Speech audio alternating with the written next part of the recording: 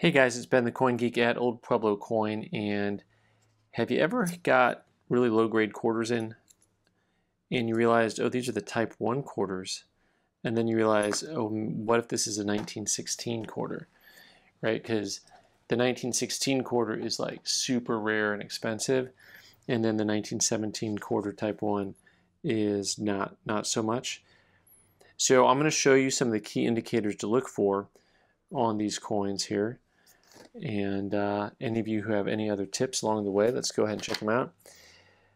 But the keys to the kingdom, if you will, of course, is to start with a fresh coin and work our way down and understand what we look at. Now, on the 1916 and 17 coins, actually up until the 1920s, the highest point on a standing limit quarter is the date, and so it wore off first. And so you see all the time coins that are very well worn off, even a nicer grade. But you have some pretty major design differences between the 1916 and the 1917. These coins actually have totally different designs. It's just really hard to tell when you look at them because at first blush they just look to be identical. So let's look at the major things that separate the two. The one thing that I was always taught first and foremost has to do with the way the draping of the dress around the foot. And if you look on a 1916, the draping basically hugs around the foot, all the way down at the foot. And then on the 1917, the drapery pulls up away from the foot on the left side of the foot. So the portion of the foot we're going to look at is going to be right over here, what that drapery is doing. Let's take a look one more time at the two, and then you'll see some of the most distinctive things. So the 1917, the foot really feels like it's up and away from the clothing, as does the whole leg there. And then the 1916, it comes right up against the foot. There's some other key indicators also on the obverse of the coin here to point out. One is Lady Liberty's hairline, which is she has a very bold strand of hair that sticks out the back and then just a tiny little feather that sticks off the top of it.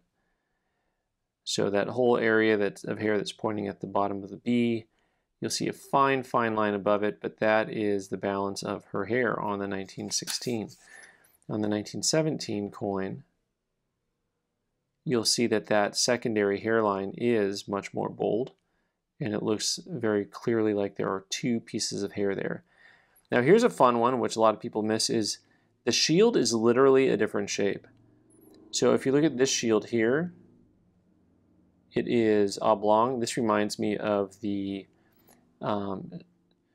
fractional currency with the long key and the short key, but not the low key. It is literally a different shape on the shield. Now, of course, some of these things are really hard to see in a low-grade coin. So I know I used to always keep low-grade Standing Liberty quarters, hoping I had a 1916, and I always had a hard time identifying the things to look for. Of course, there are some easier things to identify, right? So, but you can see how bold the hair is there, which would make it a type 2. Some of the things that make it easier to identify, of course, are if you have a mint mark on the coin, and then you know for sure, well, if there's a mint mark, that's the wrong coin. But you can see how it's really hard to identify from the shield whether or not this coin is going to be a type 1 or a type 2.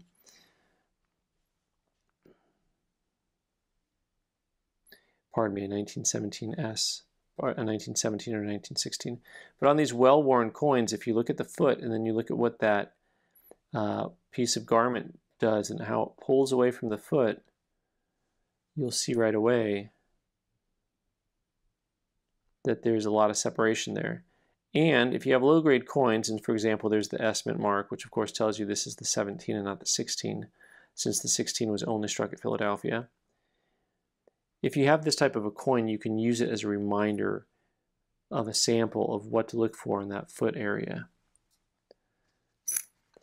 There's another thing that I've noticed that I think is kind of fun on 16s versus 17s, and that's actually how on 17s the dashes and dots around the edge actually look like dashes and dots.